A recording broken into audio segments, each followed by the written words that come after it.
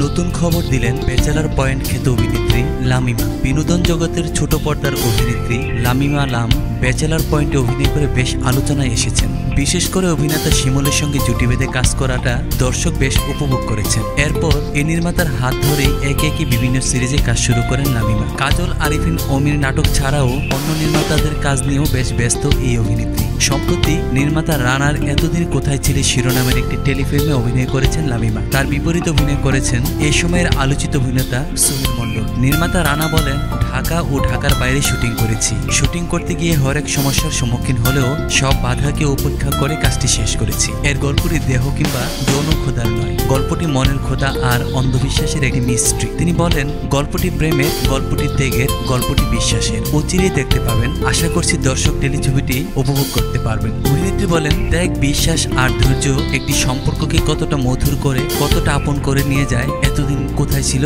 সেই গল্পে আপনারা দেখতে পাবেন।